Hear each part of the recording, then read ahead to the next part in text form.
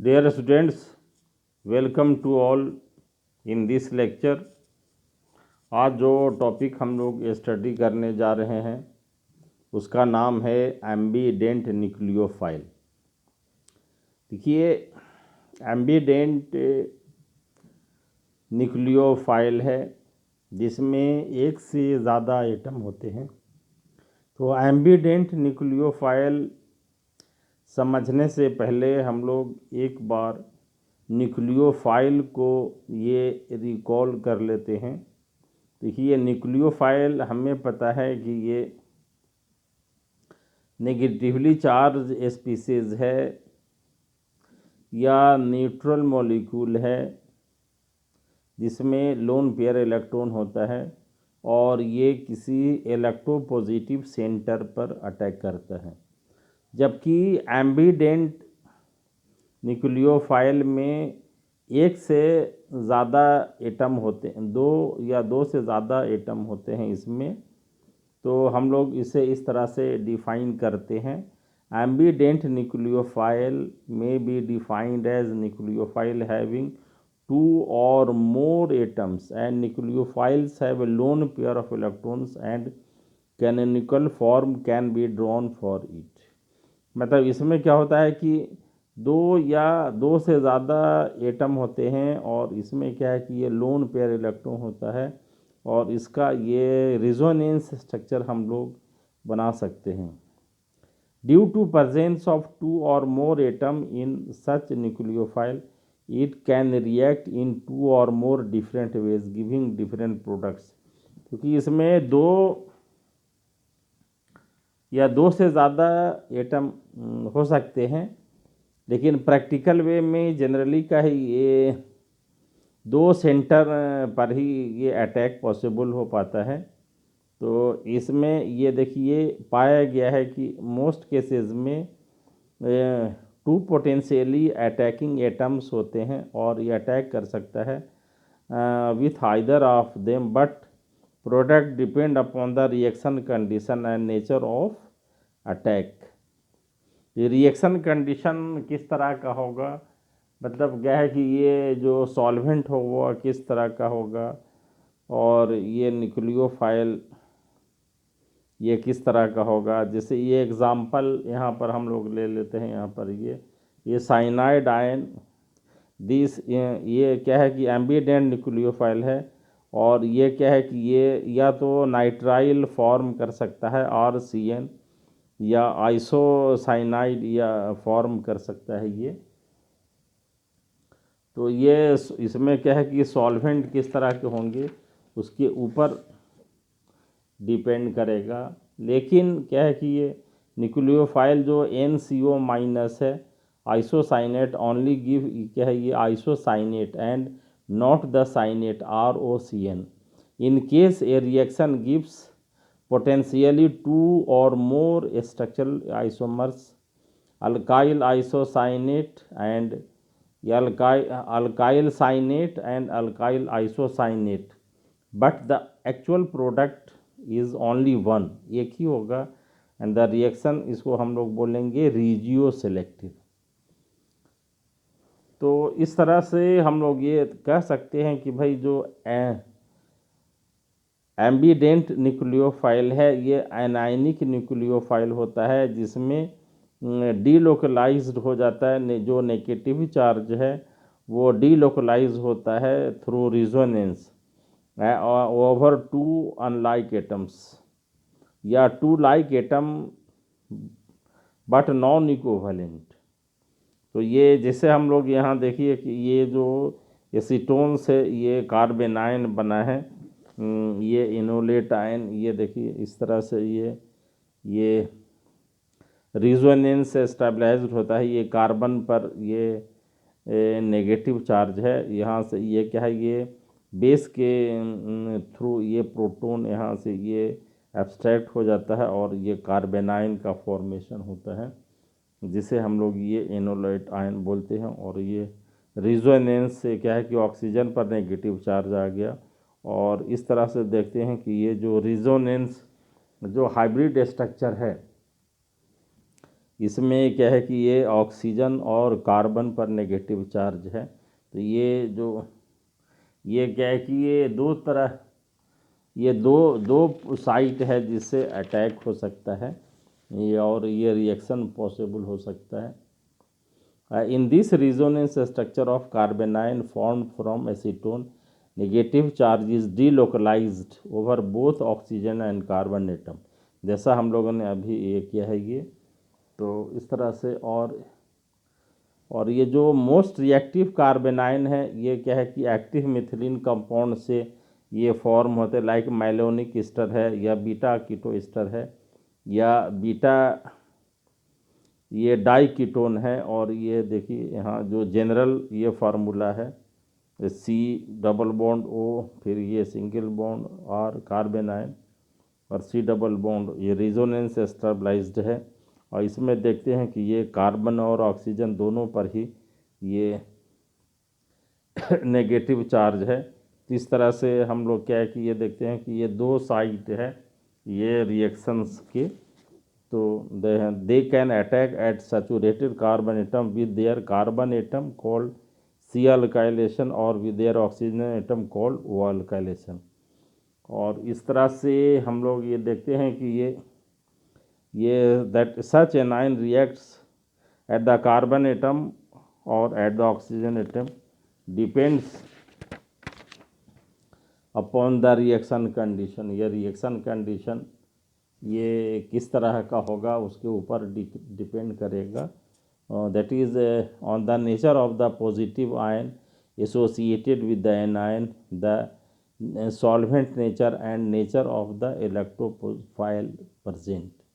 तो ये सॉल्वेंट का भी नेचर किस तरह का होगा, तो इसे हम लोग ये डिस्कस कर सकते हैं। ये इथाइल एसीटो एसीटेट का रिएक्शन क्या है कि ये सोडियम इथोक्साइड और अल्काइल हैलाइड के साथ लेते हैं इसमें। तो इससे हम लोग ये देखिए ये पाया गया, it has been observe that the enolate ion from ethyl acetoacetate when react with alkyl halide in nucleophilic substitution. देखिए ये क्या है कि जो इथोक्साइड आयन है एक्टिव मिथिलीन ग्रुप से ये प्रोटॉन एब्स्ट्रैक्ट करता है, कार्बेनाइन का फॉर्मेशन होता है, और फिर ये अल्काइल हैलाइड से ये क्या है कि ये अल्काइल ग्रुप यहाँ पर ऐड हो गया है यहाँ पर। और देखिए यही रिएक्शन अगर हम लोग क्या है कि ये अगर इथेनॉल के प्रेजेंस में कराते हैं तो हाइड्रोजन बॉन्ड ये बनता है नेगेटिवली चार्ज ऑक्सीजन एटम के साथ जो एनोलेट आयन का है, और then anion react at alpha carbon nucleophile to form a new bond at the alpha carbon atom. और इस तरह से देखते हैं कि इथोक्साइड जो है ये रिमूव कर रहा है ये प्रोटॉन एसीटो एसिटिक एस्टर के ये मिथिलीन ग्रुप से। और फिर इस तरह से देखिए ये यहाँ पर ये कार्बन पर नेगेटिव चार्ज आ गया, इसके साथ सोडियम प्लस है, और इथाइल अल्कोहल यहाँ पर क्या है कि ये हाइड्रोजन बॉन्ड बना रहा है। और फिर ये मिथाइल ब्रोमाइड से हम लोग ये रिएक्शन कराते हैं, तो ये ethyl two methyl aceto acetate ये 83% ये बनता है अल्काइलेशन एट कार्बन एटम। तो इस तरह से देखते हैं हम लोग कि ये जो रिएक्शन है ये एम्बीडेंट न्यूक्लियोफाइल के थ्रू और ये अल्काइलेशन क्या है कि ये अल्फ़ा कार्बन एटम पर होता है। अगर देखिए इसमें हम लोग ये सॉल्वेंट अगर चेंज करते हैं, इसमें क्या है कि ये DMF अगर लिया जाता है डाई मिथाइल फॉर्मामाइड, जो एक पोलर नॉन प्रोटिक सॉल्वेंट है, तो ये क्या है कि हाइड्रोजन बॉन्डिंग का फॉर्मेशन नहीं कर पाता है। और इसका रिएक्शन अगर क्या है कि एन ब्यूटाइल आयोडाइड के साथ कराते हैं तो 99% क्या है कि अल्काइलेशन अल्फ़ा कार्बन एटम होता है। और अगर क्या है कि एन ब्यूटाइल हम लोग ये ब्रोमाइड लिया जाता है इस केस में, तो 60% क्या है कि अल्काइलेशन कार्बन एटम पर होता है और 33% जो अल्काइलेशन है वो ऑक्सीजन एटम पर होता है। तो ये रिएक्शन हम लोग देख रहे हैं कि ये इथाइल एसीटोएस्टेट है, पोटेशियम का कार्बोनेट, और यहाँ पर कि ये DMF है 100 डिग्री से फिर ये रिएक्शन यहाँ ये कराया गया है। तो ये देखिए ये कार्बेनाइन का जो फॉर्मेशन हुआ है इथाइल एसीटोएसीटेट के, और ये फिर ये रिजोनेंस स्टेबलाइज्ड ये स्ट्रक्चर यहाँ पर देखिए। और इससे क्या है कि अगर ये एन ब्यूटाइल हैलाइड ये तो देखिए कि ये दो तरह के ये प्रोडक्ट बनते हैं। एक क्या है इथाइल 2 ब्यूटाइल एसीटोएसीटेट प्रोडक्ट है, और ये alkylation at alpha carbon atom. अगर एक्स यहाँ पर देखिए एक्स क्या है कि ये आयोडाइड है तो 99% ये प्रोडक्ट बना है, और अगर एक्स ब्रोमो है तो 67% बना है। और दूसरा जो है एनॉल ईथर है, ये formed by alkylation at oxygen atom पर, यहाँ देखिए ये बना है। एक्स अगर आयोडाइड है तो 1% बना है, और एक्स ब्रोमो है तो 33% बना है।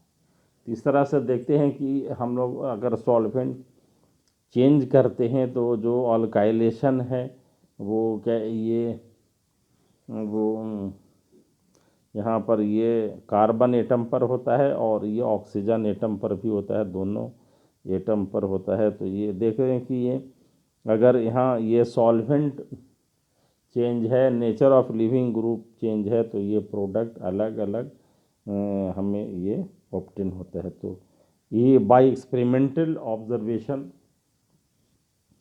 it indicates that the nature of the living group on the alkylating agent and the nature of solvent are important factor for determining whether the inert ion will react at carbon nucleophile or as an oxygen nucleophile. This is due to the fact that protic solvent which forms H bonding with oxygen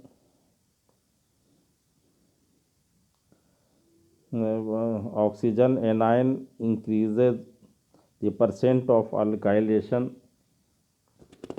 and at the carbon atom. In case of reagent with large possible iodide ion reacts mainly at carbon atom. और ये in other experimental observation in which the nature of metal ion associated with the enolate ion and whether or not coordinate with oxygen, and this influences alkylation at oxygen atom, and there is a competition for the alkylation at carbon atom और oxygen atom. तो देखिए ये किस तरह से ये solvent यहाँ पर ये अफेक्ट कर रहा है ये। तो solvent and leaving group are playing important factor for alkylation at ये कार्बन एटम और ऑक्सीजन एटम। तो इस तरह से हम लोग देखते हैं कि ये सॉल्वेंट ये प्रोटिक है ये या नॉन प्रोटिक है, ये काफ़ी जो है ये इम्पोर्टेंट रोल इसमें अदा करते ये प्ले करते हैं इसमें जो है ये। अगर नॉन प्रोटिक है तो ये हाइड्रोजन बॉन्डिंग नहीं हो पाता है, और ये फिर क्या है कि ये प्रोडक्ट इसमें ये चेंज हो जाता है। तो इस तरह से देखते हैं कि ये जो एम्बिडेंट न्यूक्लियोफाइल है ये नेचर के सॉल्वेंट के नेचर से ये किस तरह से ये मोड ऑफ रिएक्शन चेंज हो जाता है, या लिविंग ग्रुप के चेंज होने से किस तरह से मोड ऑफ रिएक्शन चेंज होता है। तो इस तरह से हम लोगों ने आज ये जो एम्बिडेंट न्यूक्लियोफाइल है काफ़ी डिटेल में डिस्कस किया है। नेक्स्ट क्लास में भी हम लोग इसे और डिस्कस करेंगे दूसरे एग्जाम्पल से लेकर के। तो ये लेक्चर को ही वाइंड अप करते हैं। Thank you very much.